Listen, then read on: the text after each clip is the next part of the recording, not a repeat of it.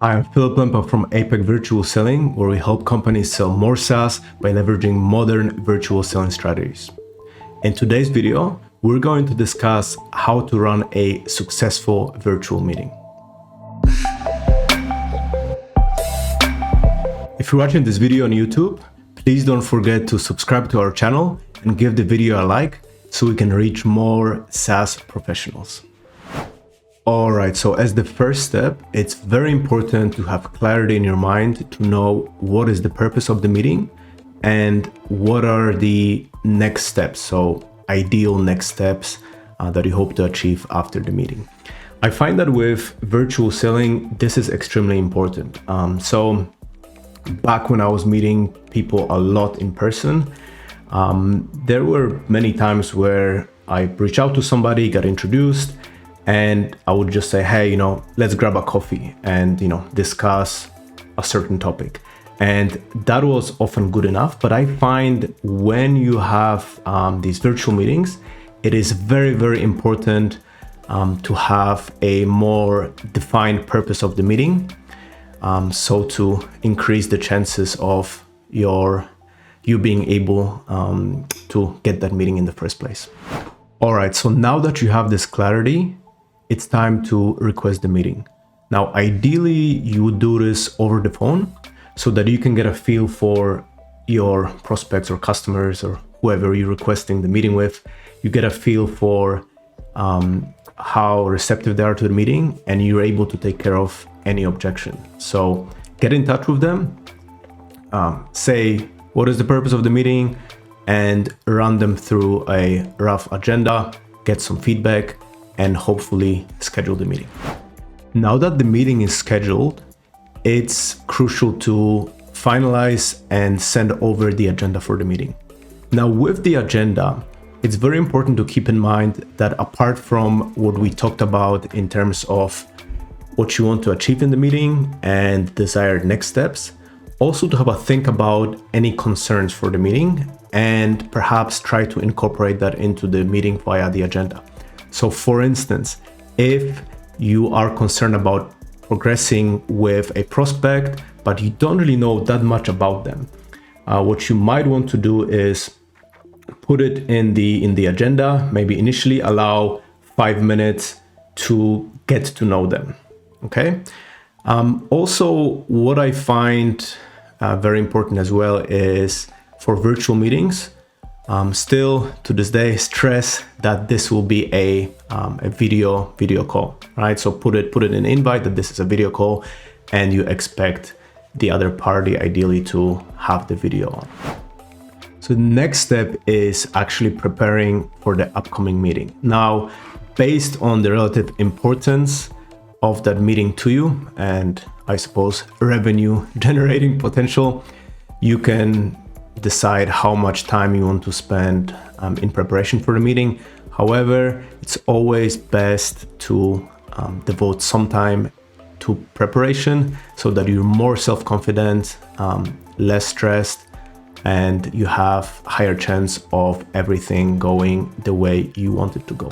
Now, with virtual selling, one of the huge advantages is that you are able to take advantage of things like demo on the fly, visuals, and different things like that, especially with the screen sharing. So have all of that prepared in advance depending on the agenda for your meeting. This will potentially make you look much more professional and help you increase that probability of having the meeting go where you want it to go. I also like to make sure that I have everything ready to the degree that it's possible for the next steps to reinforce them. So let's say if my desired next step is to schedule a demo, I already have a template for an invite for that, so I'm able to share it right away. If the next step is to invite the prospect to a collaboration space, I have everything ready for that, so that I'm able to just fire it off once the meeting is done.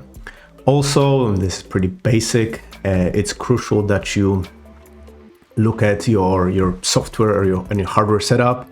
Make sure your video, your audio, all of that works. and your software in terms of running the meeting. If you have software to analyze the meeting, all of that is in place, so you don't have any surprises and something falling through just before the meeting and you look less professional. One thing that is quite important with virtual meetings is to make sure you reduce the risk of the other party flaking, not showing up, or canceling, postponing the meeting very last minute. What I experience is that with virtual meetings, prospects or customers, typically they see it as a lot more acceptable to not show up or to, as mentioned, do a change very last minute. So you can avoid that by making sure to get in touch to remind of the meeting, to confirm the meeting, etc. Let's now talk about running the actual meeting. So one of the very important tips that I would like to share here, based on my experience, is to try to make sure to get to the meeting earlier, if that's possible, if you're not booked back to back. So if you can, try to get to the meeting 5 or 10 minutes before it starts. So the reason for that is that I found that this is a great time to have informal conversations with your prospect or whoever else you're meeting, especially if it's more than the two of you and you have to wait on others to start the meeting, right? One of the disadvantages or challenges about virtual selling oftentimes is that ability to build rapport, to have those casual interactions with your prospects or customers. What I find is just by getting to the meeting early, if you can, and oftentimes, especially again, if you're meeting a couple of people, one or two will be there early as well. And this is a great time to build some rapport, to have more of that informal chat, to get to know them a bit better. Depending on the circumstance, it might be a very good idea to ask to have the meeting recorded. That could be very useful to you or the other party that you're meeting with. This is an advantage of doing things virtually that you would not have if you met with them in person, or even for a phone call. I don't think it's very acceptable to say, hey, I'm going to record the call. So with video meetings, that's something that you can do that potentially will be very useful. Again, you need to judge here depending on the nature of the engagement and nature of the other party, whether that's a good idea or not.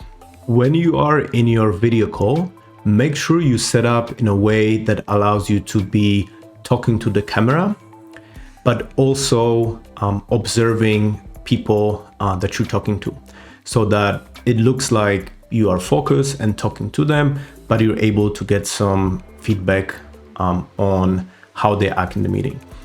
I'm quite surprised that more often than you think, people do one or the other. So either they're talking to the camera and ignoring everybody else in the meeting, or they have it set up where they're looking at themselves and other people, but it looks like they are distracted and not really engaged and talking to the other person. So again, set it up where you're able to talk to the camera, but also probably best underneath it, you have that gallery of other people in the meeting so that you can see their reactions, their feedback.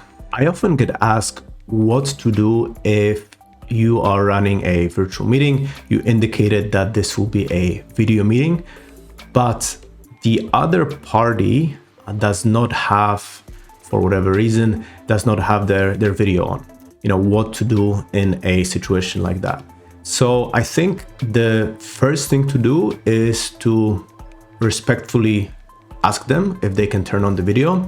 Drop a couple of benefits if need be of doing that, and then see if they're able to do it. Sometimes they won't be able to do it. They're outside or they actually don't want to. Now, in that case, it's very good idea to still have your video on so that they can see you, they can get used to you as a person. You're able to create more of an impression. It's a relatively bad idea to say, okay, well, if they don't have their video on, I don't have to either, and just shut it down. That's not going to be beneficial to you at all. I found that especially in some of the Asian markets, where there's a lot more of a dynamic of, okay, you're the one trying to sell something to me. I don't really need to engage. There's this kind of a vibe. There's more of a, okay, you're selling something to me, I have the power, as opposed to like a partnership. It's very important to keep that in mind, not to react in this way. But even if the other party doesn't want to have the video on, keep yours on. One other tip is to make sure that from the beginning, you mention that this is an interactive meeting and you count on the other party's interaction. You don't want to get into just presenting mode in a virtual environment. It's a lot easier to lose the other party, lose their attention.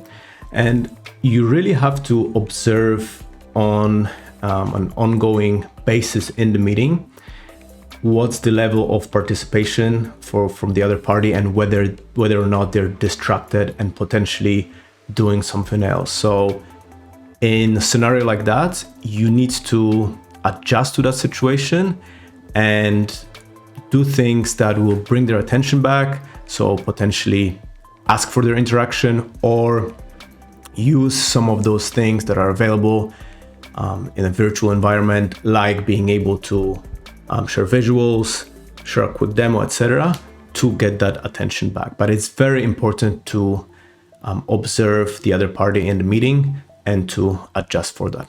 Hopefully with these tips, you're able to run a very successful meeting with the other party that was very rich in engagement.